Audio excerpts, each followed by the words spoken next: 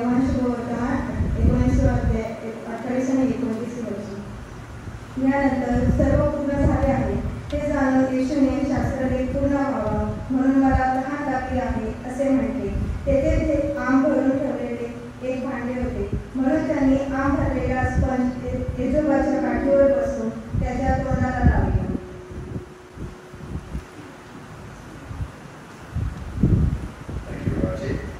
आपल्यामध्ये आज जे वक्ते आहे ते जॉयसी सोनावणे आहे आणि आपल्या सर्वांना माहिती आहे की त्याही MBA करत आहे, 3ऱ्या वर्षाला आहे. आपल्यामध्ये देवाचं वचन शिकणारे भरपूर आहेत आणि त्यांच्याकडून त्यांच्या ज्ञानाचा आपण अधिक आणि अधिक फायदा करून घेणार आहोत. आणि म्हणून त्यांनी जो शब्द निवडलेला आहे मी विनंती करतो पुढे या. देवाने या वेळेसाठी जो मानला दिलेला आहे तो कृपया यावेळेस विधित करा. Praise the Lord. परमेश्वराचे खूप खूप आभार त्यांनी मला आज या उत्तम शुक्रवारी त्याच्या फारशा उद्गारावर बोलण्याची संधी दिली आणि म्हणून मी त्याचे खूप आभार मानते. सरकारचे पास्टर कमिटीचे देखील मी आभार मानते की त्यांनी माझ्यावरती हा विश्वास दाखवलेला आहे आणि या उद्गाराबद्दल प्रभूच्या वचनामध्ये तुम्हाला अधिक पुढे नेण्यासाठी मला ही संधी दिलेली आहे. संदेशाला सुरू करण्याआधी आपण प्रार्थना करू. सुविस्वागत भया सुखी आमच्या परमेश्वर, आज या उत्तम शुक्रवारी परमेश्वरा आम्ही तुझ्या मंदिरात तुझ्या वचनाचा मानना घेण्यासाठी इथे आम्ही आलो. विशेष करून परमेश्वरा तुझ्या रामाच्या उद्गारापासून बोलत असताना मला लागणारं सहाय्य आणि हो परमेश्वर मी बोलू नये तर माझ्याद्वारे तू बोला. तू दिलेला मानना परमेश्वरा मी इथे बसलेल्या माझ्या विश्वासू मंडळी समोर सादर करण्यासाठी लावणारी शक्ती आणि सामर्थ्य आणि परमेश्वरा या उद्गाराद्वारे त्यांनी आपल्या मनामध्ये जे बीज पेरावं आणि ते बीज घेऊन जाताना परमेश्वरा त्याचा उपयोग आपल्या पुढील जीवनासाठी करावा असं तुला परमेश्वर. सर्व काही ही मंडळी आणि विशेष करून मला स्वतःला मी तुझ्या हातात सोडून येशूच्या प्रिय आणि गोड नावाने मागते म्हणून आमेन. मला तहान लागली आहे. प्रभूने आपले मस्तक लावून आत्मा आपल्या हृदयाला समर्पण करण्यापूर्वी अगदी थोडा वेळ हे शब्द उच्चारलेले होते, मला तहान लागले. आता खरं तर हे उपदेशासाठी अतिशय लहानसं पण भरपूर असं थोर आणि बोलकं असं हे वाक्य. स्वर्ग, आकाश आणि पृथ्वी याचा जो निर्माण करता आहे त्याच्या घशाला कोरड पडलेली आहे आणि तो म्हणत आहे मला तहान लागली. पित्याचा लाडका अतिशय कळवळून म्हणत आहे आणि हे जे दृश्य आहे ते अतिशय मनाला पिळवटून टाकणारं, मनाला छेदून जाणारं असं हे वाक्य आहे. आणि हा उद्गार आताच आपण वाचलं की एक योहान 19:28 मध्ये म्हटलेले आहे, यानंतर त्याला सर्व पूर्ण झाले आहे हे जाणून येशूने शास्त्रलेख पूर्ण व्हावा म्हणून मला तहान लागली आहे असे म्हटले. म्हणजे या वचनाचे जर मी 2 भाग केलेले आहेत तर 2 भाग तुमच्या समोर येतात. पहिला भाग हा येतो की येशूने शास्त्रलेख पूर्ण व्हावा म्हणून म्हटलेला आणि दुसरा जो भाग आहे तो आहे मला तहान लागलेली आहे. आता हा शास्त्रलेख पूर्ण व्हावा म्हणजे नक्की काय आहे तर जुन्या करारात आपण जर पाहिले तर देवाच्या आत्म्याने दाविदाला प्रेरणा दिली आणि त्यांनी मसीहाविषयी स्तोत्रामध्ये भरपूर अध्यायामध्ये त्याचा उल्लेख केलेला आहे. स्तोत्र 69:21 मध्ये त्यांनी लिहिलेला आहे, त्यांनी मला अन्न म्हणून विष खावयास दिले, तहान भागयास मला आम दिले आणि म्हणजे हे भविष्य आधीच लिहून ठेवलेलं असं होतं. मग कोणकोणत्या अध्यायामध्ये, यशामध्ये, स्तोत्रामध्ये कुठे कुठे त्याचा उल्लेख केलेला आहे त्याची थोडीशी यादी काढलेली आहे आणि पटकन तुमच्या समोर मी सादर करते वचनाच्याद्वारे. जवळच्या मित्रांकडून विश्वासघात स्तोत्र 49:9, भय वाटून शिष्याने त्याला सोडवणे स्तोत्र 31:11, त्याच्यावर खोटे आरोप स्तोत्र 35:11, त्याचा न्याय करणाऱ्यासमोर उभे राहणे, निर्दोष करणे, त्याची अपराधात गणना करणे यशया 53, वधस्तंभाला खिळे जाणे स्तोत्र 22:61, त्याच्या वस्त्रासाठी चिठ्ठ्या टाकणे स्तोत्र 109, तहान लागणे जे आताच आपण वाचले, पित्याच्या हाती आत्मा सोपवणे एकही हाड न मोडणे, स्तोत्र 34 आणि 20, आणि त्याला धन्वंताची कबर प्राप्त होणे, हे यशया 53 मध्ये उल्लेखलेला. म्हणजे या सर्व घटना प्रत्यक्षात घडण्यापूर्वी शेकडो वर्ष आधी ह्याचा उल्लेख पवित्र शास्त्रामध्ये केलेला आपल्याला दिसून येते. आणि म्हणून हे जे पवित्र शास्त्र आहे किंवा शास्त्रलेख आहे, हा ईश्वर प्रेरित आहे असं आपण म्हणतो. हा एक पुरावा आहे आणि आपल्या विश्वासणाऱ्यांसाठी हा एक अढळ पाया आहे असं म्हणतो. दुसऱ्या भागाकडे आपण जर वळलो तर त्याच्यामध्ये आहे, मला तहान लागली आहे. प्रभू येशू ख्रिस्ताने वधस्तंभावर उच्चारलेल्या 7 उद्गारापैकी हा एक उद्गार, आणि तो किती मोलाचा आहे हे त्याच्यावरून आपल्याला दिसते. मला तहान लागलेली आहे हा उद्गार आपल्या अंतःकरणात साठवून ठेवून त्यावर मनन करण्यासारखा उद्गार. फक्त हाच नाहीये, तर त्याचे जे 7ही उद्गार आहेत ते अतिशय मोलाचे असेल. आणि मग आज आपण ह्या उद्गारातून प्रभू येशू ख्रिस्त आपल्याला काय बोलू इच्छितो, काय आपल्याला तो धडा देऊ इच्छितो हे आपण बघणार. आता तहान म्हणजे काय? इंग्लिशमध्ये त्याला थर्स्ट म्हणतात. तहानलेला थर्स्ट. प्रत्येक वेळेस आपण ग्रीक भाषेमध्ये त्याचं भाषांतर करतो, पण यावेळेस मी थोडंसं आउट ऑफ द बॉक्स गेले आणि आपली जी पूर्वीची भारताची जी भाषा आहे संस्कृत, तर त्याच्यामध्ये तहान शब्दाला ना पिपासा म्हणलेला आहे आणि तहानलेला पिपासू. पिपासा आणि पिपासू नाम आणि हे विशेषण. ग्रामर शिकवत नाही पण मी अभ्यास केला म्हणून सांगते. पिपासा आणि पिपासू. जेव्हा मी या शब्दाच्या खोलवर गेलेले आहे त्यावेळेस मला जाणवलं की तहान ही रिकामीपणाची भावना आहे. अत्यंत निर्जलीकरण, ज्याला क्षमण करणं आवश्यक आहे. उन्हाचे दिवस आहे, आपण उन्हातून बाहेरून ज्यावेळेस घरात येतो आणि आपल्या समोर म्हणतात ना ग्लास ऑफ वॉटर ठेवलेला असतं, तो आपण आपल्या शरीरात घेण्याचा लवकर प्रयत्न करतो आणि आपली तहान जी आहे ती आपण भागवण्याचा प्रयत्न करतो. म्हणजे शरीरातील रिकामेपण आपण भागवतो. ह्या ठिकाणी देखील येशू ख्रिस्ताला अशा पाण्याची गरज होती, कारण तो क्लेशातून जात होता आणि म्हणून तो म्हणत आहे, मला तहान लागते. मग हा उद्गारांना आपल्याला वेगवेगळ्या गोष्टी सांगतो. 3 गोष्टी मी आज तुमच्या समोर मांडणार आहे की नेमका हा उद्गार आपल्याला काय शिकवतो. तर सर्वात महत्वाचा आहे की हा उद्गारातून आपल्याला येशू ख्रिस्ताचं मानवपण आपल्या समोर येतं. प्रभू येशू ख्रिस्त जेवढा देव, खरा देव होता, तेवढाच तो खरा मानव होता. आणि येशू ख्रिस्त हा देवाचा पुत्र आहे. अगदी आपण लहानपणापासून शिकतो, संडे स्कूलमध्ये सांगितलेला आहे. आणि हे आपल्या मनावरती अतिशय चांगल्या रीतीने बिंबवलेलं आहे. आणि त्याच्यामुळे काय झालेलं आहे, येशू ख्रिस्ताचं मानवपण हे आपल्याकडून थोडंसं बाजूला सारल्या गेलेलं आहे. पण म्हणजे त्याच्या दैवत्वावर आपण जास्त फोकस करत आहे. त्यामुळे वधस्तंभावरचं दुःख ह्या येशू ख्रिस्ताला देव असल्यामुळे ते सहज शक्य होतं, कारण तो देव होता असं. आणि त्यामुळे हे असं काही जणांचं म्हणणार.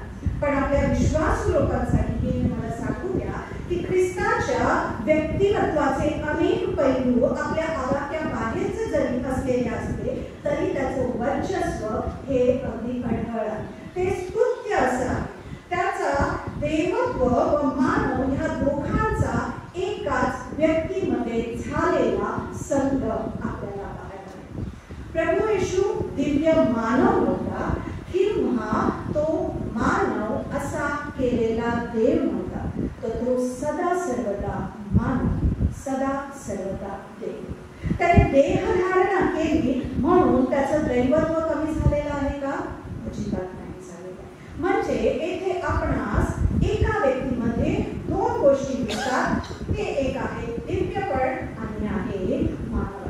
मग पृथ्वीवर असताना त्याने आपल्या समोर त्याचं दैवत्व आणि मानवपण कशा प्रकारे म्हणजे प्रेझेंट केलेलं. तर त्याचं दैवत्व पृथ्वीवर असताना त्याच्या बोलण्यात दिव्य सुज्ञता होती.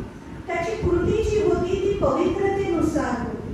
तो माणसाच्या मनातील विचार जाणीव, तो माणसाची अंतःकरणे हेलावत असे. आणि इतकंच काय तर तो माणसाच्या इच्छाशक्तीला वळण देखील लावत असे.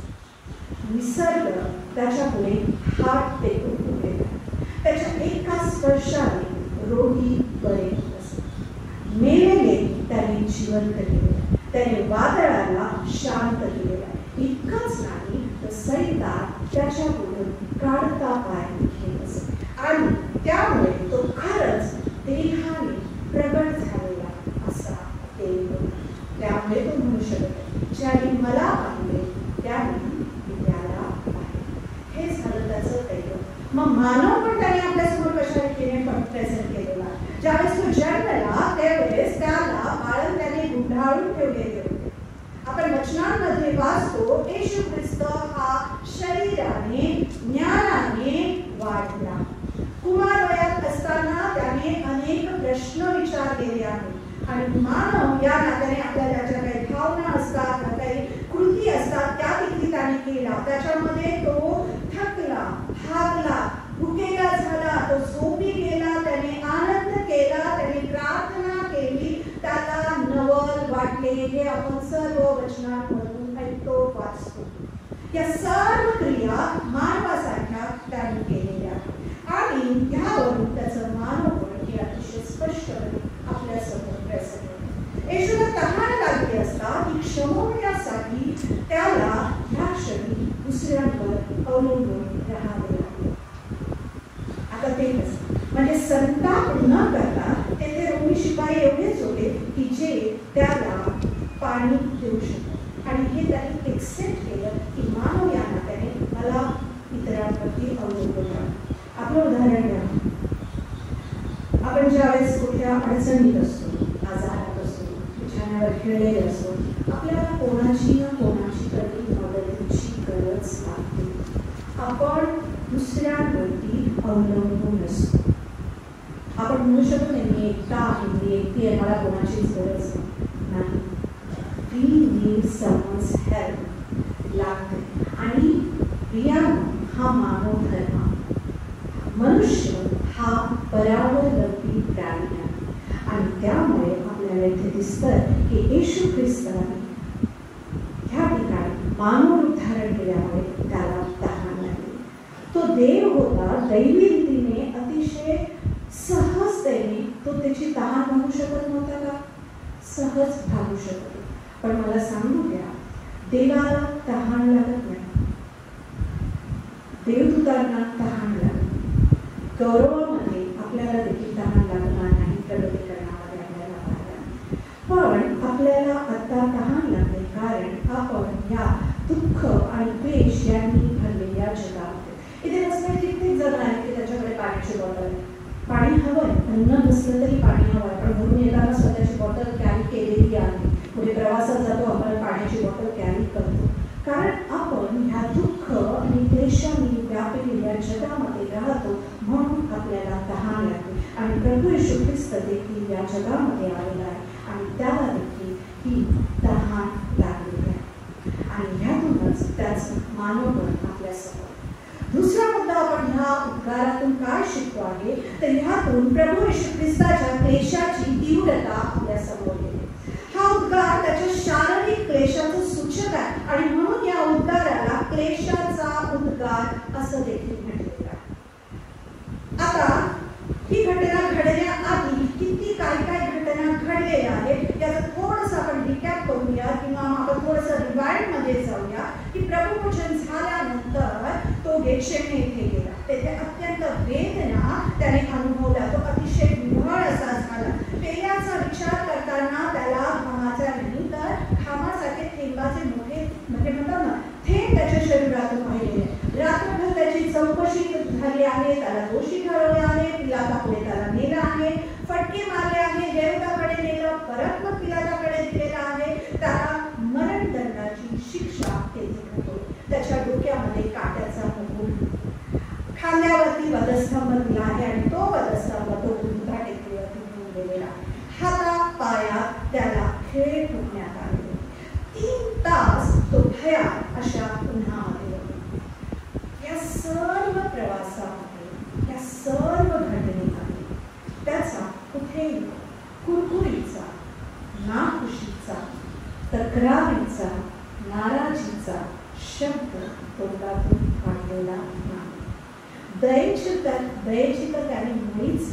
याचना देखील केली. त्यांनी सर्व दुःख सहन केले. वधावयास नेत असलेल्या कोपऱ्याप्रमाणे त्यांनी आपले तोंड उघडले. पण अखेरीस शरीरात वेदना झालेल्या आणि ह्या शरीराला काहीतरी क्षमवण्यासाठी तो मोठ्याने म्हणत आहे, मला तहान लागलेली आहे. पण मला तुम्हाला सांगितलं, ही जी तहान आहे ती शारीरिक तहानीपेक्षा काही वेगळी. 3 तास तो भयान अंधारात होता आणि ह्या वेळेमध्ये त्याचे पित्यासोबतचं जे नातं आहे किंवा जे कनेक्शन आहे ते थोडं म्हणतात एक प्रकारे तुटले गेलेले होते आणि त्यामुळे पित्याने त्याच्यापासून तोंड फिरवलं. पित्याच्या ह्या कृतीमुळे, त्याच्या क्रोधामुळे त्याच्या अंतःकरणाला अतिशय वेदना झालेल्या आणि त्या वेदनेतून तो म्हणत होता. कारण त्याला तो परत समेट हवा होता, परत ते आपल्या पित्यासोबत कनेक्शन हवं होतं, आपल्या पित्यासोबत त्याला ती सहभागिता जोडायची होती आणि त्या आत्म्याने तो कळवळून म्हणत आहे, मला तहान लागलेली आहे. शारीरिक तहानपेक्षा पित्याशी कनेक्ट करण्यासाठी तहान त्याला लागलेली. नंतरचा जो आपण काहीतरी उद्गारातून शिकतो ते म्हणजे आपल्या दुःखी, निराशी, निराधार लोकांना प्रभू परमेश्वर समजतो. त्यांचं दुःख तो समजतं हे ह्या उद्गारातून आपल्याला समजतं. आता हे जग जे आहे ना ते अतिशय दुःखाने भरलेलं आहे. मग देवाच्या नियंत्रणाखाली असलेल्या या जगामध्ये या दुःखाची, या वेदनेची काय करायचं? मग ह्या वेदना आणि दारिद्र्य, आजार का असा? जगात सर्वांनाच क्लेश आहे, सगळ्यांनाच क्लेश आहे. इथे बसलेला प्रत्येक मनुष्य काही ना काहीतरी यातनेतून, वेदनेतून जाणार. असा कोणीतरी म्हणत का no all is good, all is well? कोणच नाही. प्रत्येकाचे, because we knows their personal problems आणि हेच इथे आहे. आणि त्यामुळे मग आपण अतिशय गोंधळून जातो. जणू काही हे जग हे अश्रूंचं खोरं आहे आणि ह्यामध्ये जर आनंदाचे काही क्षण आपल्या आयुष्यामध्ये आलं म्हणजे आपल्या जीवनातील वृक्षपणा कमी होतो का? या समस्येवर, ह्या क्लेशांवरती कितीही चर्चा केली तरी देखील तो फायदा होत नाही. आणि मग माझ्या या वेदना, माझ्या या समस्या, माझ्या या क्लेश माझा देव पाहत नाहीये का? माझ्या देवाला ह्याची माझी काळजी नाही आहे का? हे आपण सहज म्हणून जातो. म्हणून इतर प्रश्नांप्रमाणे आपण आज या वधस्तंभावर आपले हे प्रश्न समोर घेऊया. आपल्या चिंताग्रस्त अंतःकरणाला धीर देण्याचं सामर्थ्य आपल्याला या वधस्तंभाजवळ. यातनेची समस्या ना पूर्ण जात नाही, पण वधस्तंभ त्या यातनेमधील तणाव कमी करण्यासाठी, जीवनामध्ये प्रकाश देण्यासाठी एक वेगळं काहीतरी आपल्याला देतो, प्रकाश देतो. आपले दुःख पीडा या देवाला माहीत आहे, कारण त्याने आपले व्याधी आपल्याकडे घेतलेले आहे. त्याचे लक्ष आपल्याकडे, आमच्या दुःखाकडे आहे आणि वधस्तंभ आपल्याला हे दाखवून देत आहे की त्याला आपल्या वेदनेची, समस्येची जाण आहे. तो आपल्यापासून खूप दूर नाही आहे, तो आपल्या वेदनेपासून बेपरवा नाही. त्याला माहिती आहे, कारण ते दुःख त्याने सहन केलेलं आहे. तुमच्यामध्ये असलेली वाद कितीही दुःखाची बिकट असू द्या, कितीही प्रश्न असू द्या, आपल्या सर्व चिंता त्याच्यावर टाका, कारण तो आपल्याला म्हणत आहे तुमच्या सर्व चिंता माझ्यावर टाका, कारण मी तुमची काळजी घेतो. हे किती मोठं आश्वासन आपल्याला प्रभू परमेश्वराकडून आहे की तो तुमची, माझी काळजी. मग मला तुम्ही सांगा की शारीरिक वेदनेने तुम्ही असह्य आहात का? प्रभू येशू ख्रिस्तालाही शारीरिक वेदना झालेल्या होत्या. तुमच्या संबंधी लोकांमध्ये गैरसमज आहेत का? गैरसमज फार पटकन पसरले. गैरसमज आहेत का? तुमच्यावर अन्याय झालाय असं तुम्हाला वाटतंय का? तुमचं म्हणणं कोणी समजून घेत नाहीये असं तुम्हाला वाटतंय का? मग विचार करा, येशू ख्रिस्ताच्या बाबतीमध्ये तेच, त्याच्या बाबतीमध्ये गैरसमज होते, त्याचंही म्हणणं कोणी ऐकून घेतलेलं नव्हतं. निकटच्या लोकांनी तुमच्याकडे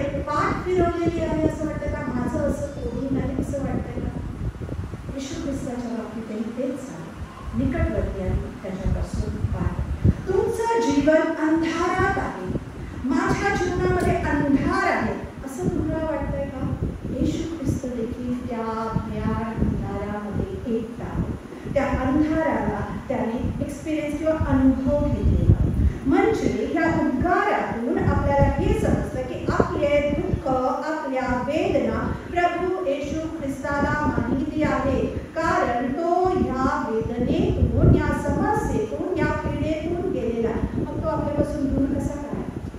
हेच आपल्याला ठाऊक आहे. म्हणजे एकूणच मला तहान लागलेली आहे. यामध्ये आपण 3 मुद्दे जर पाहिले आहे. सर्वात महत्त्वाचा म्हणजे येशू ख्रिस्ताचं आपण मानवपण आपण केलं आहे. दुसरा मुद्दा पाहिलेला आहे की त्याच्या क्लेशाची तीव्रता या शब्दामध्येच डेप्थ आहे. किती त्याला क्लेश झालेले, किती तो पित्यासाठी तो उत्सुक असा होता, ते आपल्याला दिसतं. आणि तिसरा म्हणजे आपल्या येशू ख्रिस्ताला आपल्या लोकांच्या दुःखाची, वेदनेची काळजी आहे. आणि तो म्हणतो, तुम्ही तुमचं सर्व जे बोझ आहे माझ्यावर टाका, म्हणजे मी त्याची काळजी. म्हणजे सर्वात महत्त्वाचं तहान जे आहे, येथे बसलेल्या प्रत्येक व्यक्तीच्या जीवनामध्ये परिवर्तन घडवण्यासाठी परमेश्वराने काम मदर तेरेसा सरांनी सांगितले. त्यांनी आपलं पूर्ण आयुष्य हे अनाथ, निराश्रित जे रोगी होते त्यांच्यासाठी पाहिलेलं. कलकत्ता या ठिकाणी त्यांची संस्था आहे आणि ते कार्य येतात. त्यांच्या संस्थेमध्ये जे चॅपल्स आहेत ना, त्यांनी थोडंसं वाचलं त्याच्यामध्ये मला समजलं.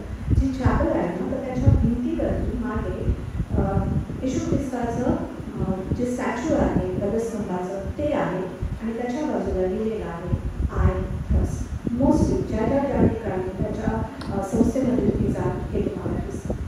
मदर तेरेसांना हे जो उद्गार आहे, हा उद्गार किंवा हे जे वाक्य आहे, त्यांनी आपल्यामध्ये इतकं साठवून घेतलं की त्यांना वाटलं की येशू ख्रिस्त माझ्याकडून, माझ्याद्वारे कशाची तहान त्याला लागलेली आहे. मी काय करावं म्हणजे येशू ख्रिस्ताची तहान लागेल. आणि मग त्यांनी निराश्रितांसाठी, निराधारांसाठी आपलं संपूर्ण जीवन हे व्यतीत केलं. शेवटच्या क्षणापर्यंत त्यांनी ह्या ज्या उद्गाराला आहे आपलं पूर्णपणे जीवन अर्पण केलं. आणि म्हणून मला असं वाटतं की मला तहान लागलेली आहे. हा उद्गार जो आहे हा प्रत्येक व्यक्तीशी, प्रत्येक क्षणी बोलणारा अतिशय वैयक्तिक असा उद्गार आहे. फक्त मंडळीसाठी तर व्यक्तीशी परत येतात. प्रत्येक व्यक्तीशी, प्रत्येक क्षणी एक अतिशय वैयक्तिक असा उद्गार परमेश्वराने काढलेला. म्हणजे येशू नक्की कशासाठी तहानलेला आहे? तो आपल्या सेवेसाठी, आपल्या भीतीसाठी, आपल्या कार्यासाठी, कशासाठी की आपण आपलं जीवन संपूर्णपणे त्याला वाहून देण्यासाठी. येथे बसलेल्या प्रत्येकाचं तो नाव घेऊन म्हणत आहे, मला तहान लागलेली आहे, तुम्ही माझ्यासाठी आत्मिक जीवन. तो सेंट क्रिस्टोफर चर्च मंडळीचं नाव घेऊन म्हणत आहे, मला तहान लागलेली आहे, तुम्ही देवाच्या वचनाची सुवार्ता सर्वीकडे पसरवण्याची. तो येथे बसलेल्या तरुण वर्गाला म्हणत आहे, मला तहान लागलेली आहे की तुम्ही जगाच्या इतर गोष्टीमध्ये समरस न होता आपलं जीवन संपूर्णपणे परमेश्वराला अर्पण करण्याची. मला तहान लागलेली आहे, माझ्याकडे असलेल्या दानांचा जास्तीत जास्त मी मंडळीसाठी, चर्चसाठी उपयोग करण्याची. तो प्रत्येकाशी बोलत आहे. तो आपल्याला म्हणत आहे, मला तहान लागली आहे तुमच्यातील वाईट सवयी सोडण्याची. मला तहान लागलेली आहे तुमच्या कुटुंबातील असलेले कलह मिटवण्याची. मला तहान लागलेली आहे की एकमेकांबद्दल असलेले गैरसमज, समज, क्लेश, किळमिश दूर करण्याची. मला तहान लागलेली आहे एकमेकांना क्षमा करण्याची. मला तहान लागलेली आहे तुम्ही एकमेकांवर प्रीती करण्याची. मला तहान लागलेली आहे तुम्ही निराश्रितांचे जाऊन अश्रू पुसण्याची. प्रत्येकासाठी आज येशू ख्रिस्त या उद्गाराद्वारे बोलत आहे, मला तहान लागलेली आहे. He's right now telling you, I'm thirsty. मग तुम्ही त्याला प्रतिसाद देणार नाही का? तुमच्या प्रतिसादाची तो वाट पाहतो. ह्या उद्गारातले दुःख आणि क्लेश समजून घ्या की तुमच्या अंतःकरणाजवळ तो म्हणत आहे, पहा मी दाराशी उभा आहे व दार ठोकीत आहे. जर कोणी माझी वाणी ऐकून दार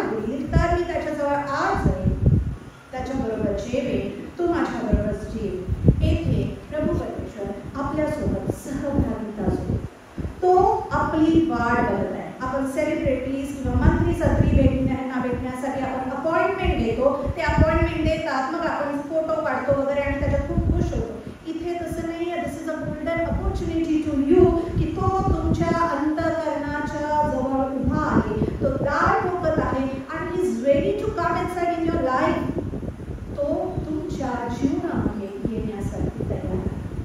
मग जर तो तुमच्याकडे यायला तयार आहे, तुमच्यासोबत बसून तो सहभागिता करायला तयार आहे, तुम्ही कशाची वाट पाहता? तुमच्यामधलं असलेलं उत्तम ते परमेश्वराला देण्यासाठी तुम्ही तयार आहे की ज्याच्यामुळे तो आनंदी होईल, ज्यामुळे तो उल्हासित होईल. तुमचा प्रतिसाद काय असेल?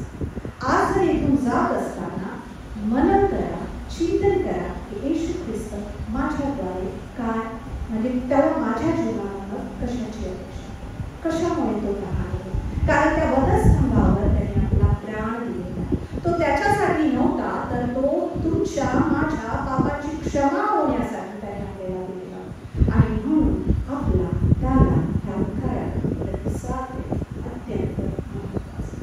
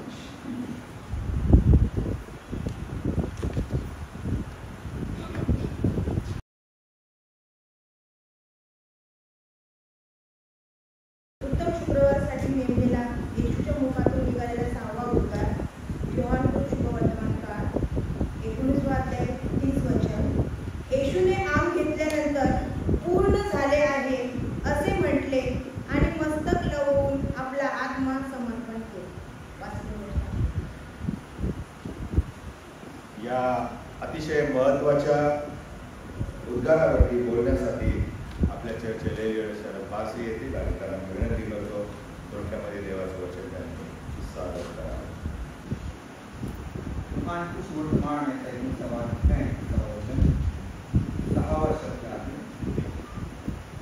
पूर्ण झाले आहे. येशूने आम घेतल्यानंतर पूर्ण झाले आहे असे म्हटले आणि मस्तक लावून आपला आत्मा समर्पण केला. परमेश्वरा, आता मी तू वधस्तंभावर उद्गारलेल्या शब्दावर सहावा शब्द तो आपल्या पित्याविषयी उद्गारलेला आहे.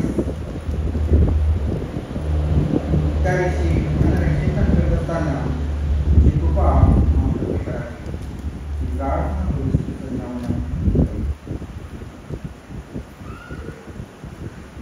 सर्वांनी मी सांगू इच्छितो, सुरुवातीला पाठासाठी सांगितलं की मी MSW आहे आणि MSW असल्यामुळे मी सोशल वर्कर आहे, मास्टर सोशल वर्कर, आणि माझा समाजातल्या तळागाळातल्या घटकांशी संपर्क असतो आणि सेवाभाव त्यांना मदत करत असतो. मी एका संस्थेमध्ये कामात आहे. यासाठी मी सांगत आहे कारण की समाजसेवा आणि धर्मसेवा या दोन समांतर चालत असतात. या पॅरलल आहे.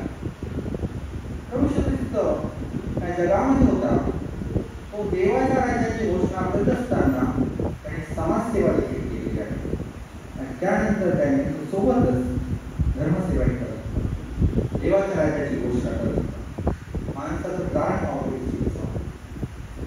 मी आता सांगत आहे, ज्या वेळेला मी उपदेश असतो त्यावेळेला माझ्या उपदेशामध्ये, माझ्या सर्वांमध्ये, माझ्या प्रवचनामध्ये सामाजिक समस्यांचा ओलावा असतो. सामाजिक समस्यांना मी स्पर्श करून जातो. हे यासाठी कारण की त्याचा मी रोज अनुभव घेत असतो, त्या लोकांमध्ये उठत बसत असतो, त्या समस्या मी अनुभवत असतो. त्यामुळे त्या समस्याचा मी पुरेपूर त्याच्या संपर्कात असल्यामुळे माझ्या त्या प्रत्येक गोष्टीमध्ये प्रतिबिंबित होतं माझं काम.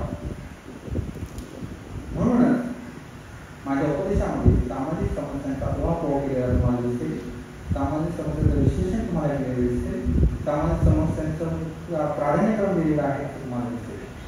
हे याकरता सांगितलेलं आहे की थिओलॉजी आणि social work parallel teacher. Okay, आतापर्यंत प्रभू येशू ख्रिस्ताने क्रूसाच्या पुलपीटवरून उच्चारलेल्या 5 शब्दावर आपण चिंतन आणि मनन केलेलं आहे.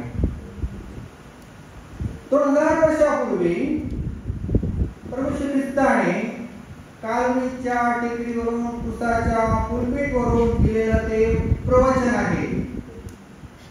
आजच्या गुड फ्रायडेच्या दिवशी ते अजरामर झालेलं आहे. प्रभू येशूने आपल्या आयुष्यात बरीच प्रवचन दिली. काही शेतात, काही रस्त्यावर, काही डोंगरावर, काही समुद्राच्या किनारी, काही एखाद्याच्या घरात बरीच प्रवचने दिली प्रभू येशू ख्रिस्ताने 2 वर्षात. परंतु कालवरीच्या क्रूसावर टांगलेला असताना प्रभू येशू ख्रिस्ताने जे प्रवचन दिलं ते प्रवचन आभाळामध्ये अंतकाळाकरता कोरलं गेलेलं आहे. धन्य ते लोक ज्यांनी ते प्रवचन ऐकलं, त्या ठिकाणी उपस्थित होते. धन्य ते कान जे प्रभूच्या प्रवचनाने तृप्त झाले. आणि आपलं काय? ते धन्य झाले. आपलं काय? आपण इतिहासामध्ये 2000 वर्षानंतर प्रवेश करत आहोत. त्या ठिकाणी पहा, त्याच्या डोक्यावर जो काट्याचा मुकुट ठेवलेला आहे, त्या मुकुटातील काट्यांना स्पर्श करा. प्रभू येशू ख्रिस्ताच्या जन्मामधून घळघळ्या उघडणाऱ्या रक्तावर तुम्ही चिंतन करा. सुंदर असं प्रवचन तुम्हाला ऐकून आल्याशिवाय राहणार नाही. पुन्हा एकदा म्हणतो, हे प्रवचन ऐकण्यासाठी कालवरीच्या क्रूसावर टांगलेल्या प्रभू येशू ख्रिस्ताकडे पहा. त्याच्या हातापायामधून जे खिळे गेले आहेत त्या खिळ्यांकडे पहा. त्याच्या डोक्यावर जो काट्यांचा मुकुट घातलेला आहे त्या काट्यांना स्पर्श करा. प्रभू येशू ख्रिस्ताच्या जन्मामधून उघडणाऱ्या घळघळा उघडणाऱ्या रक्तावर तुम्ही चिंतन करा. एक सुंदर असं प्रवचन तुम्हाला ऐकायला मिळेल. त्यावर तुम्ही चिंतन करा. माझ्या प्रिय बंधू आणि भगिनींनो, कालवरीच्या पुलपीटवरून प्रभू येशू ख्रिस्ताने जे प्रवचन दिलं होतं ते प्रवचन होतं फक्त 7 शब्दाचं किंवा 7 वाक्यांचं. परंतु त्या शब्दांमध्ये, त्या वाक्यांमध्ये सामर्थ्य होतं. सगळ्या प्रकारच्या पापाची नांगी टेकण्याचं ते सामर्थ्य होतं. माणसाच्या दुःखावरती सगळ्या प्रकारे मात करण्याचं ते सामर्थ्य त्या कालवरीच्या क्रूसावर टांगलेल्या असताना प्रभू येशू ख्रिस्ताने 7 शब्द उच्चारले. त्या 7 शब्दांमध्ये ते सामर्थ्य होतं. आणि हे प्रवचन अनंत काळासाठी सगळ्या युगातील सगळ्या लोकांसाठी मार्गदर्शक असलेलं असं 7 वाक्याचं प्रवचन आहे. आणि आज या वेळेला आपण 6 शब्द पाहणार आहोत. पूर्ण झाले आहे. प्रभू येशू ख्रिस्ताने कालवरीच्या टेकडीवरून क्रूसाच्या पुलपीटवरून उच्चारलेलं 6वं वाक्य आहे. पूर्ण झाले आहे. या जगात कार्य करत असताना प्रभू येशू ख्रिस्ताने अधिकारवाणीने कधी डोंगरावर, कधी अरण्यात, कधी सभास्थानात, कधी घरात, कधी समुद्राच्या किनारी येशू ख्रिस्ताने शिकवण दिली. शिकवण देत असताना प्रभू येशू ख्रिस्ताने सांगितलं आहे की मी नियमशास्त्र पूर्ण करावयास आलो नाही, नियमशास्त्र रद्द करावयास आलो नाही, तर ते पूर्ण करावयास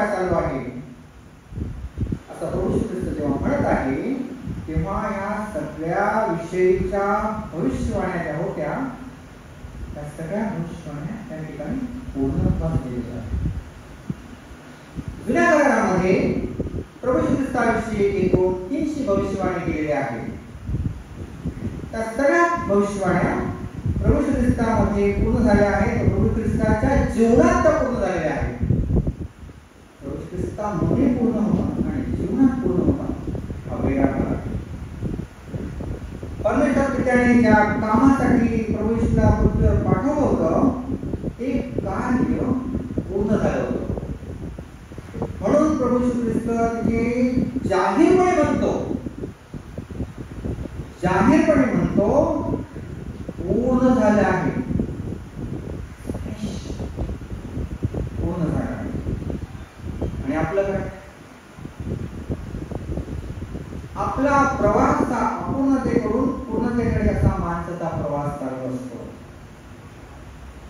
माणूस शारीरिक गरजा भागवत राहतो. त्या गरजा वाढत राहतात तरी पूर्ण नसतात बरं का. अपूर्णतेकडून पूर्णतेकडे जाणारा हा प्रवास असतो आणि आपण त्यातच मरण पावतो. कधी आपण पूर्ण होत नाही. आपली लालसा, आपली अभिलाषा, आपली इच्छा ही वाढतच राहते, कायम असते. मला आठवतं मी एका हॉस्पिटलमध्ये 89 वर्षाच्या व्यक्तीला भेटायला गेलो होतो आणि त्यांना विचारलं की आता तुमची काय इच्छा आहे? तुम्ही 89 वर्षाची जगलेला पूर्ण झालं ना? नाही, अजून मला माझ्या बॉयफ्रेंडचं लग्न बघायचं आहे. बघा, नातवत नाही, नातवत मला लग्न बरोबर. अजून काय बघ तुमची इच्छा आहे? मला एकदा तरी असं वाटतं आपण होली लँडला जाऊन यावं, पॅलेस्टाईनला. अजून काय इच्छा आहे? मला एकदा असं वाटतं की माझ्या गावच्या जमिनीचं एकदा मी दर्शन घेऊन यावं. माझी वाढ तिथे वाढलेली आहे, त्या ठिकाणी एकदा जाऊन यावं. अजून काय इच्छा आहे?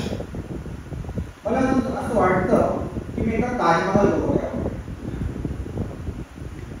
बघा, वय वर्ष 89, एक पाय कबरेट, एक पाय जमिनीवर आहे. परंतु माणसाच्या इच्छांचा काही अंत नाही, अपेक्षांचा काही अंत नाही. लोभ हा ठरलेलाच आहे आणि आपण म्हणतो की मला सर्व काही मिळाले, आता मी सॅटिस्फाईड आहे, मी सुखी आहे, समाधानी आहे. आपण हे असं होतं, आपण स्वतःच समाधान करत असतो, पण आतमध्ये काही समाधान झालेलं असतं. अर्थात 89 वर्षाचा व्यक्ती हॉस्पिटलच्या कॉटवरून जे त्यांच्या इच्छा व्यक्त करत होत्या त्या काही गरीब नव्हत्या, त्या वाईट नव्हत्या, त्या वायफळ नव्हत्या, त्या उचित होत्या. परंतु त्या वयामध्ये त्या पूर्ण होण्यासारख्या नव्हत्या. पॅलेस्टाईनला जाणं 89 वर्ष शक्य आहे का? 89 वर्ष वयात माणूस जातो बाबा पॅलेस्टाईनला. आपण घेऊन जाऊ शकतो का? त्यांचं ब्लड प्रेशर आहे, शुगर आहे, किती प्रॉब्लेम्स असतात. अशा व्यक्तीला घेऊन जाण्याची रिस्क असते, पण त्यांची इच्छा. त्यांना असं वाटतं माझ्या नातवाच्या मुलाच्या लग्नात मला उपस्थित राहायचं, त्यांना असेल, पण नाही, मला उपस्थित राहण्याची इच्छा आहे. ती इच्छा आहे. मला माझ्या गावाची जमीन बघायची, माझ्या बाहेर बघायची. खेळतो आहे सरळ, त्या अंगामध्ये खेळतो, मला जमीन बघायची. शक्य आहे का? गाडीच्या प्रवासामध्ये तरी पण गाडी जाऊ. दुसरी गोष्ट, मला ताजमहाल बघायची. शक्य आहे का? त्या मोत्याच्या कवरेवर बांधलेला ताजमहाल आहे. आता आपलं बघा, पण इच्छा. परंतु या ठिकाणी पुन्हा मला की प्रभू येशू ख्रिस्त पूर्ण झाले. त्याचं काय संपूर्ण राहिलेलं नव्हतं. इथं प्रवचन करायचं बाकी राहिलं, इथे मला एका पुस्तकांचा जायचा बाकी होता, इथे माझी जबाबदारी पूर्ण राहिली बाकी, असं काही प्रभू येशू ख्रिस्ताच्या बाबतीत झालं नाही. पूर्ण झालं. बरोबर. पण तिथे आपलं आयुष्य पूर्ण जगतो का? हे आज आत्मपरीक्षण करण्याचा दिवस आहे. आपल्या इच्छा संपलेल्या आहेत का? आपला लोभ संपलेला आहे का? आपल्या आकांक्षा पूर्ण झालेल्या आहेत का? हे आज आपण आत्मपरीक्षण करतो. मला सांगू द्या, किती वर्ष दारू पीत राहायचं, किती दिवस ड्रग्ज सेवन करायचं? कधी माणूस सांगणार आहे का बस झालं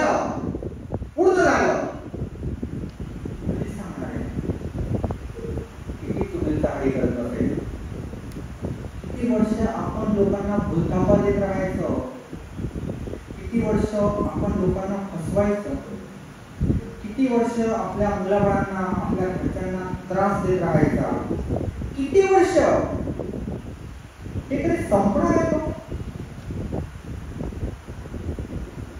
किती वर्ष लोकांच्या गाडीमधून पेट्रोल चोरायचं? मी आदिवासी भागात काम करायचं त्यावेळेस हा अनुभव प्रत्यक्ष बघितलेला आहे. मोखाडा असं गाव आणि आपल्या आदिवासी भागामध्ये बघितले आहेत. किती वर्ष लोकांच्या गाडीतून पेट्रोल चोरायचं, किती वर्ष इतरांसोबत लपंडाव खेळायचा, किती वर्ष लोकांना कोर्ट कचेऱ्यामध्ये खेचायचं, किती वर्ष लोकांना फसवत राहायचो, अंतच नाही. काही काही कोर्ट कचेऱ्या तर मी बघतो 3-3 पिढ्या कोर्टाचं काम चालतात. माझ्या आजोबांची काही वडिलांची पूर्ण वडील बघतो मी पण आपल्याला टाकलेलं जातो. काय भयंकर प्रकार आहे, पूर्णच होत नाही. किती दिवस खोटे नाटे आरोप करत राहायचे लोकांना, किती दिवस मोठे कागदपत्र बनवून ते पुढे करून जमिनी गाठायचं. काय सर्रास व्यवसाय चाललेला आहे. डॉक्युमेंट करायचं, फ्रॉड आणि प्रॉपर्टी गाठायचं. मी सुरुवातीला बोलतो की सोशल क्राईम सामाजिक समस्यांचे विस्तार मला आहे ते माझ्या उपदेशातून प्रतिबिंबित होत असतो. किती वर्षे चालणार आहे? तहाडी, चोरी, लबाड्या, कोर्ट कचेऱ्या, लोकांच्या चोऱ्या मारा, घटना त्रास द्यायचं, ड्रग्स सेवन करायचं, दारू प्यायची. किती दिवस करायचं? किती दिवस आपण आपल्या पत्नीला फसवायचं आणि व्यभिचार करायचा? किती दिवस? किती दिवस देवस्थानाचा पैसा आपल्या व्यक्तिगत संपत्ती म्हणून वापरायचा? किती दिवस करायचे? 14/1/2023 टाइम्स ऑफ इंडिया असेल तर वाचून बघा काय झालं होतं. तुला मला वेळ नाही ते सांगायला. कधी संपणार आहे? कधी असं म्हणणार बस झालं, पूर्ण झालं?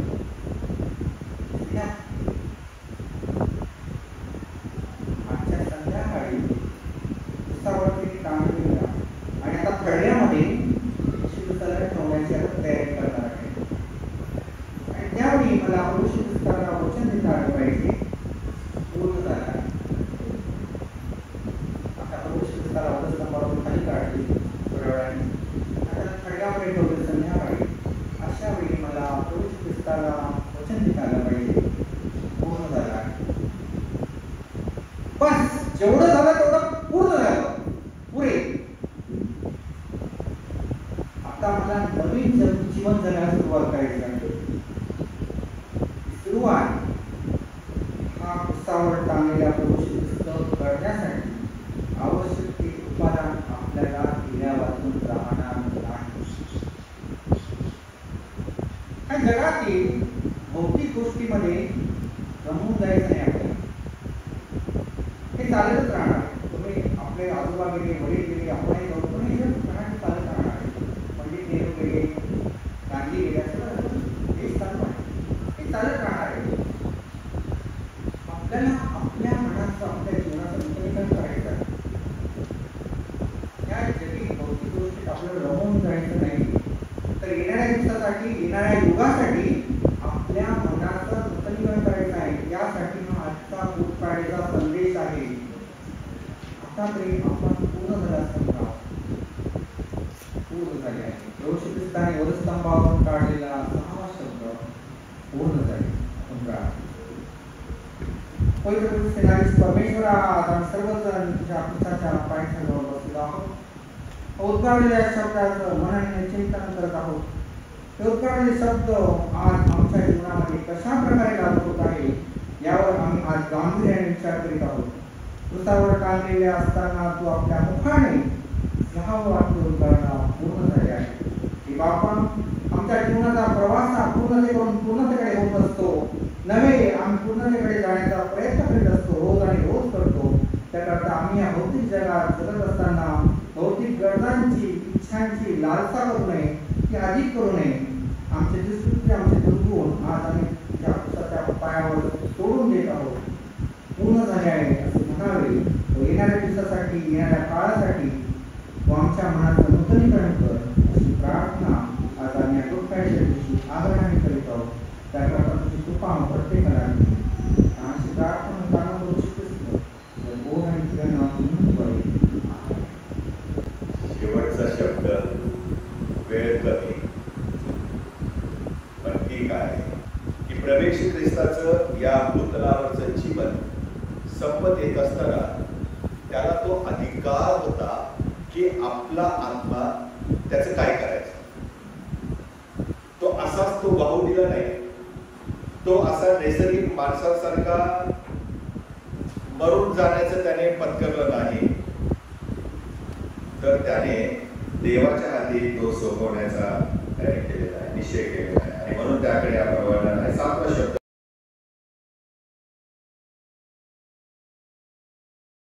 स्तंभावरती उच्चारलेल्या शब्दांपैकी हा शेवटचा आणि 7वा शब्द आपण पाहणार आहोत. लूक सुवर्तमान याचा 23वा अध्याय आणि 44 ते 49. लूक सुवर्तमान याचा 23वा अध्याय आणि 44 ते 49. येशूचा आता सुमारे 2 प्रहर आणि सूर्यप्रकाश नाहीसा होत 3ऱ्या प्रहरापर्यंत सर्व देशभर अंधार पडला आणि पवित्र स्थानातील पडदा मधोमध काढला. तेव्हा येशू उच्च स्वराने ओरडून म्हणाला, हे बाबा, मी आपला तुझ्या सोडून देतो. असे बोलून त्याने प्राण सोडले. तेव्हा जे झाले ते पाहून शताधिपतीने देवाचे गौरव करून म्हटले, खरोखर हा मनुष्य नीतिमान होता. हे दृश्य पाहण्याकरता जमलेले सर्व लोक समुदाय झालेल्या घटना पाहून पूर्वकडे परतले. तेव्हा त्याच्या ओळखीचे सर्वजण व ज्या स्त्रिया त्याच्या मागे गाडी लावून आल्या होत्या त्या ते पाहत दूर उभे राहिल्या. येशू ख्रिस्त वाचलेली वचने देवा आपल्यासाठी आशीर्वाद.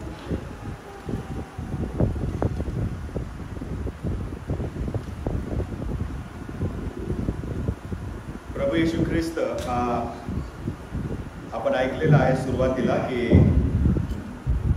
त्याने देवाने त्याला सगळा अधिकार दिला होता. काल आपण ऐकलेला आहे. आणि तो अधिकार पूर्णपणे पुरेपूरपणे प्रभू येशू ख्रिस्त वापरत होता. आणि म्हणून ह्या जगाचा निरोप घेताना देखील त्याने स्वतःचा आत्मा स्वतः देवाच्या हाती स्वाधीन केलेला आहे. आणि ही वैशिष्ट्यपूर्ण घटना आहे. प्रभू येशू ख्रिस्त हा मृत्युमुखी पडत असताना देखील त्याला सुरक्षित जागा जर कुठली वाटली असेल तर त्याचा पिता देवा प्रभू येशूची सेवेची सुरुवात किंवा मी तर म्हणेन त्याची जन्माची सुरुवात देखील देवापासूनच झाली. आठवतं? मरियेला देवाने दूताला पाठवला आणि निरोप दिला की पहा, तू पुत्र प्रसूशील आणि तू त्याचे नाव, कारण तो आपल्या लोकांस त्यांच्या पापांपासून तारेल. ही योजना देवाची होती. येशूची सुरुवात आणि येशूचा म्हणजे सुरुवात याचा अर्थ भूतलावरील जीवनाची सुरुवात बरं का.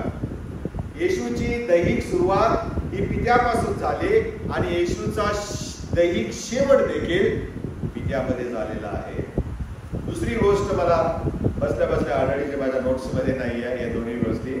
आणि ती म्हणजे की प्रभू येशू ख्रिस्त सेवेला प्रारंभ करत असताना आकाश विदीर्ण झाले आणि देवाचा आत्मा त्याच्यावर उतरला आणि असं म्हटलेलं आकाशवाणी झाले, हा माझा परमप्रिय पुत्र आहे, याच विषयी मी संतुष्ट आहे.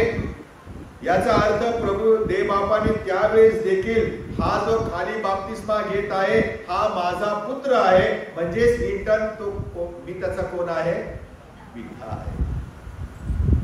शिष्यांनी ज्या वेळेला विचारलं त्यावेळेला तो म्हणाला की मला पहा, मला जो पाहिल त्याने पित्याला पाहिले आहे. एकदा येशू असं म्हणाला की त्या पित्याने मला जे कार्य करायला पाठवले तेच माझं ध्येय आहे, तेच माझं एक काम आहे.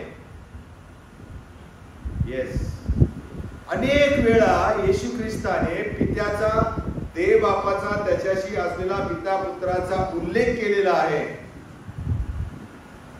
आणि म्हणून त्याला पित्याशिवाय सुरक्षित जागा कुठलीही आढळली नाही की जिथे तो त्याचा आत्मा सोपवू शकेल.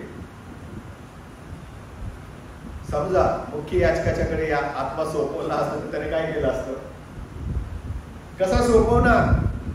ती काय वस्तू आहे का? घेतली, ठेवली पिशवी, नंतर देतो तुला 2000 वर्ष झाल्यावर, शोकेश मध्ये ठेवतो, त्याला माल मसाला लावून मम्मीज मध्ये जसा भरतात तसा नाही. प्रियानो, आत्मा आत्मा आहे, त्याला धरता येत नाही, त्याला बाटलीत बंद करता येत नाही, तो दिसत नाही, पण तो सगळीकडे असतो. आणि म्हणून प्रभू येशू ख्रिस्ताने या आपला आत्मा जो आहे तो देवाच्या हाती सोपवलेला आहे. प्रभू येशू ख्रिस्ताची मरणाची पद्धत देखील वेगळी आहे. मी मागच्या वेळेस तुम्हाला बोलताना बोललेलो आहे, हिंदी चित्रपटामध्ये कशा प्रकारे माणसं मरतात ते दाखवलं जातं. परंतु या ठिकाणी देव बापाने, प्रभू येशू ख्रिस्ताने पहिला आपला मस्तक लवविला आहे आणि मग त्याने काय केलेलं आहे? आपला आत्मा परमेश्वराच्या हातामध्ये स्वाधीन केलेला आहे. जेव्हा आम्ही येशूला ओळखतो प्रियानो, तेव्हा मृत्यू आमचा शेवट नसतो, तर एका वेगळ्या जीवनाची ती एक पहाट असते, एका वेगळ्या जीवनाची ती सुरुवात असते. आणि म्हणून इब्री लोकांपत्र 12 अध्याय 2 वचनामध्ये असं लिहिलेलं आहे येशू बद्दल, त्याच्या पुढे जो आनंद ठेवला होता त्याकरता त्याने वधस्तंभ सहन केला. प्रभू येशू ख्रिस्त मनामध्ये आता आनंदी होता. एक वेळा तो पित्याला म्हटला, माझ्या देवा तू माझा त्याग का केलास? त्याच पित्याच्या हाती तो आता स्वतःचा आत्मा सोपवला. त्याला काही शंका नव्हती, येशू काही चिडला नव्हता, येशू काही दुःखी नव्हता, पण येशूला हे माहित होतं की ज्या देवाने, ज्या पित्याने माझ्यापासून आपले मुख लपविले, तो पिता आता माझ्या या बलिदानामुळे संतुष्ट झालेला आहे. आणि म्हणून तो म्हणतो, माझ्या हे बाबा, मी माझा आत्मा तुझ्या हाती सोपवितो. एक घटना आठवते मला, मगाशी मला तर रॉबिन बोलला ना, तो हरवला होता, तू बोलला ना. प्रभू येशू ख्रिस्त हा मंदिरामध्ये शिक्षण देत होता. त्याच्या आई वडिलांना असं वाटलं जत्रेमध्ये की आपल्या नातेवाईकांच्या सोबत आपल्या मागे येत असेल तो, आणि म्हणून ते बरीच वाट चालत गेले. आणि जेव्हा त्यांनी शोधाशोध सुरू केली, येशू सापडला नाही. परत ते 3 दिवसाची वाट चालू व्यवस्थेमध्ये आले, त्याला शोधू लागले. आणि मग त्यांना तो कुठे दिसला? पवित्र स्थान मंदिरामध्ये दिसला. काय करत होता? शास्त्री आणि पुरुषांची चर्चा करत होता, वाद घालत होता. आणि मग ज्या वेळेला माता या नात्याने, मरियेने त्याला म्हटलं की बाळा तू असं का वागलास आमच्याशी, तेव्हा त्याचं काय उत्तर होतं? मी माझ्या पित्याच्या घरात असावे हे बरे नाही का? माझ्या पित्याच्या घरात. देवाशी तो इतका क्लोज होता. आणि म्हणून त्याला जेव्हा शिष्याने विचारलं, आणि सगळं काय माझ्या नोट्स मध्ये नाहीये, पण त्या गॉड युट्यूब मध्ये रेकॉर्ड होत आहे, ज्या वेळेला शिष्याने त्यांना विचारलं, प्रभू आम्हाला प्रार्थना करायला शिकवा, त्यावेळेला येशूने काय शिकवली प्रार्थना? पहिलंच वाक्य काय आहे? हे आमच्या स्वर्गातील पित्या. येशूने आता या पित्याचं नातं फक्त त्याच्या वैयक्तिक ठेवलं नाही, तर हे नातं आता त्याने त्याच्यावर विश्वास ठेवणाऱ्या सर्व मंडळीला दिलेला आहे. तो म्हणाला, जो कोणी त्याच्यावर विश्वास ठेवतो त्याला त्याने देवाची मुले होण्याचा अधिकार दिला. म्हणजे तो आमचा कोण झाला? देव. हॅलो, पिता झाला. आणि म्हणून शेवट पण प्रार्थनेत आम्ही काय करतो? प्रभू येशूच्या नावात ऐकले आहे म्हणून तू आहे. देवाच्या नावामध्ये जेव्हा आम्ही मागतो त्यावेळेला ते आम्हाला देतो. माध्यम फक्त येशू असतो. आमच्या क्षमेचं स्तोत्र जर काय असेल तर देवबाबा आहे. देवाने येशूमध्ये आमचा समेट केलेला आहे. देवाने जगावर एवढी प्रीती केली, येशूने नाही, देवाने जगावर एवढी प्रीती केली की त्याने आपला पुत्र येशू याला पाठवलेला. हे जे बायफर्केशन आहे, ज्याला कळतं ना त्यालाच त्रेकदेव काय आहे समजतं. तुम्हाला माहिती का त्या चोराने काय म्हटलं प्रभू येशू ख्रिस्ताला वधस्तंभावर असताना? हे येशू काय म्हणाला? पार्सेला दाखवले काय लिहिले वाचा. हे येशू तू राजाधिकाराने, हे म्हटले, अहो म्हटलं का? हे आत्ता फॅन निघाले अहो म्हणायचं देवाला. म्हणजे तू लांब आहेस, आम्ही लांब आहोत. तू पवित्र आहेस, आम्ही अपवित्र आहे. अहो म्हणून आम्ही जरी त्याला आदर देत असलो तरी आम्ही आमच्यामध्ये अंतर वाढवतो.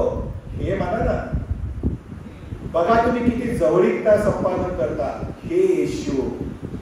आणि त्याच व्यक्तीला येशू म्हणाला, फॉरगेट अबाउट टुमॉरो. आज तू माझ्या बरोबर, तू आज माझ्या बरोबर. शास्त्राची शिकवण काय आहे? वंडरफुल आहे, खूप सुंदर आहे शिकवण. त्याच्या चरणापाशी बसा मरेने तो वाटा निवडला. जगी गोष्टींच्या मध्ये आपण गुरफटण्यापेक्षा ह्या साध्या साध्या गोष्टी असतात, छोटे छोटे शब्द असतात, पण फार आम्हाला मोठी शिकवण देऊन जातात. हे येशू, त्याचं किती धाडस झालं बघा. त्याने ओळखलं होतं येशू राजा आहे, पण त्या राजाला काय करतो? हा नावाने महाग मारतो. येशू, हे येशू तू राजाधिकार. ही जवळीकता फार महत्वाची आहे.